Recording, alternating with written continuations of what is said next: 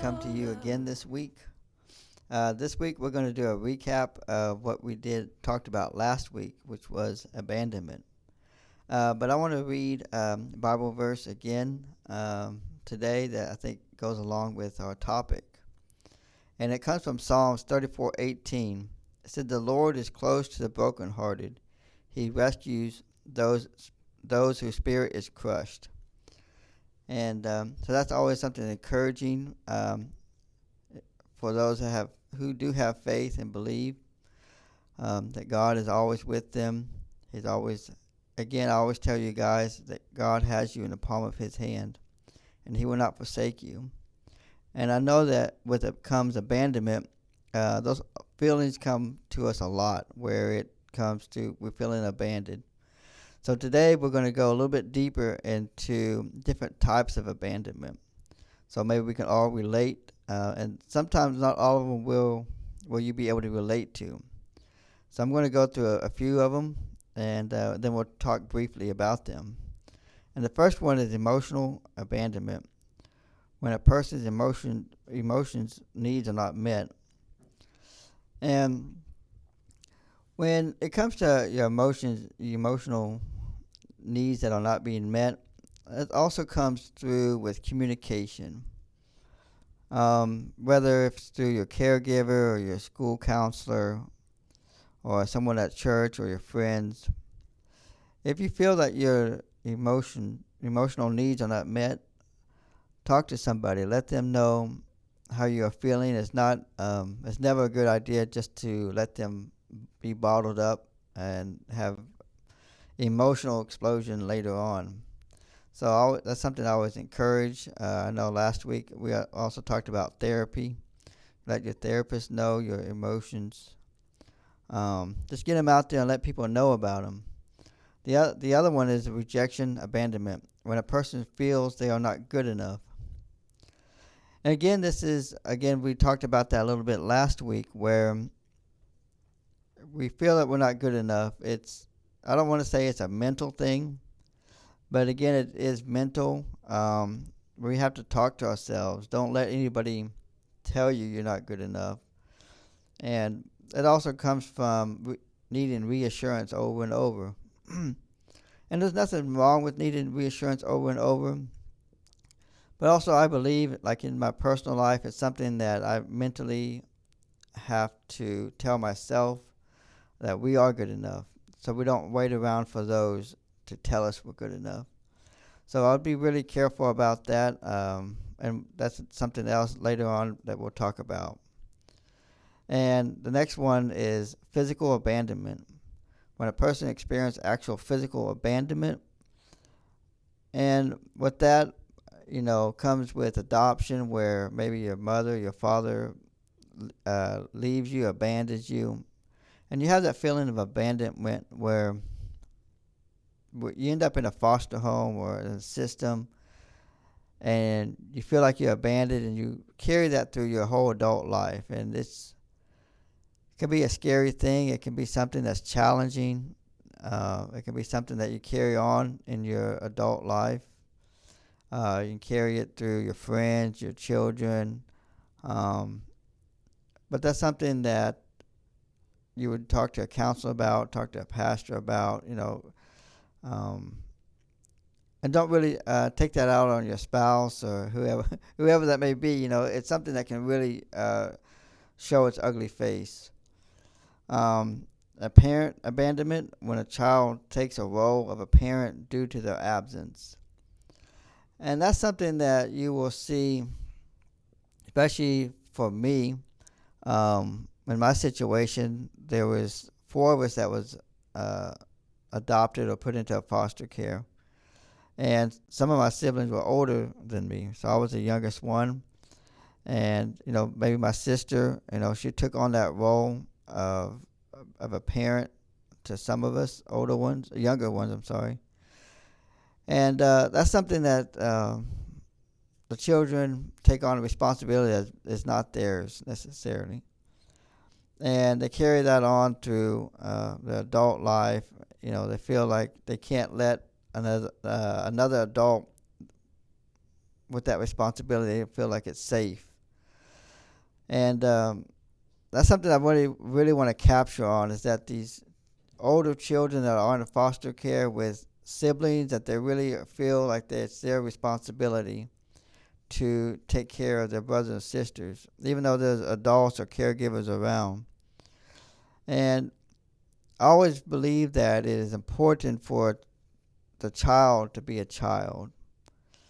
And those that have foster children in that situation, I would also encourage you guys to be really careful and to keep that in mind for that older sibling. If you see them hovering over the younger siblings that were placed in the same adoption or foster home, that you'd encourage them, hey, I got this. Encourage them to be a kid, to do kid stuff. Also, you may have to go out of your way to show that you really do have this, that they can trust you. And you may have to work a little bit harder to earn that trust of that older sibling. And you may feel like it's not your responsibility, that maybe you shouldn't have to do that. But you have to do that into the best of the children, to let that child be a child and you to be the parent. And you have to, I would say that you'd have to understand where that child is coming from, because they once was abandoned by an adult at some point in their life to make them feel like that. And that goes over to the next one, which is fear of abandonment, where they feel like they have to step up and be a parent to that child, to their siblings, because they don't want to happen it again, so they're going to automatically fear that. And so it's a very tricky situation there when it comes to that. That we got to be careful. And the insecurities that person may have as far as abandonment, that, hey, they're not good enough, nobody wants to be around me, everybody leaves me, they abandon me, so why wouldn't this person abandon me? So when a person that is comes from abandonment issues or problems, a lot of things like that will run through their mind over and over and over again. And that comes to reassuring that we mentioned earlier.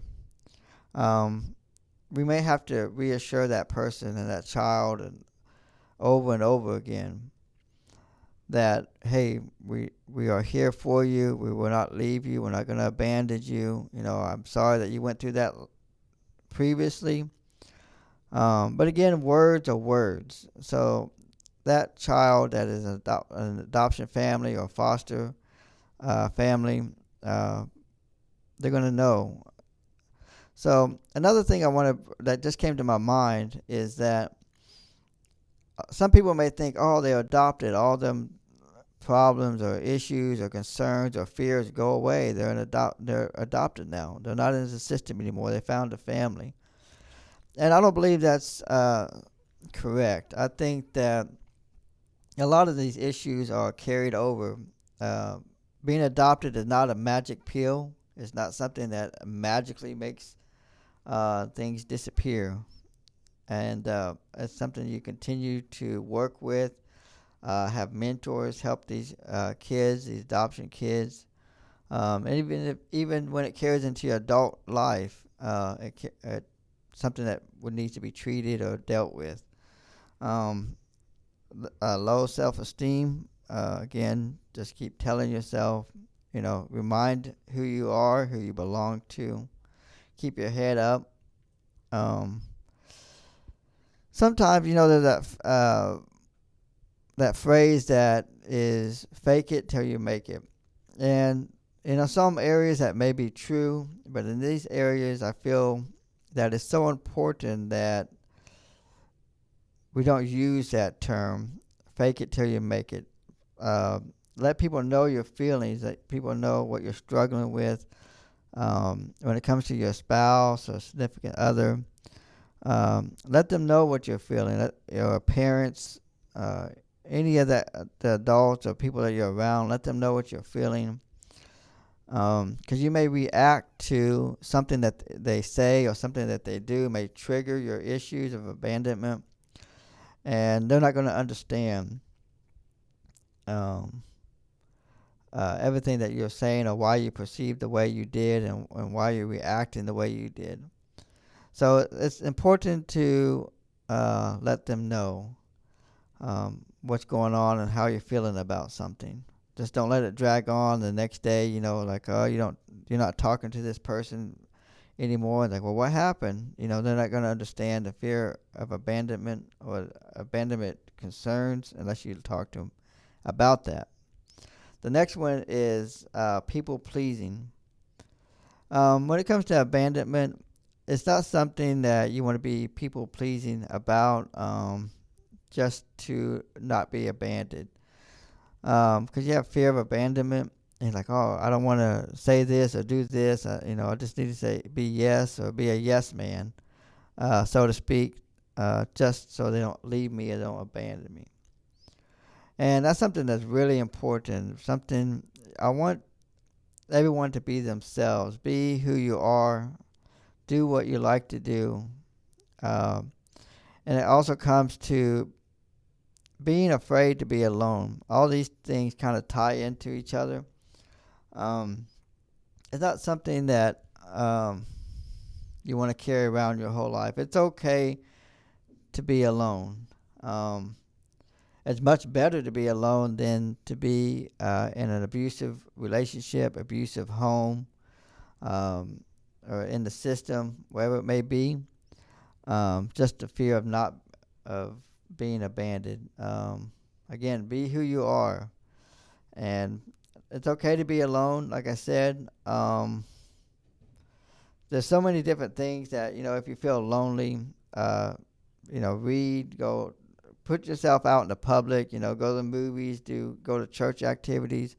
There's a lot of different things you can do so you don't have that feeling of being alone.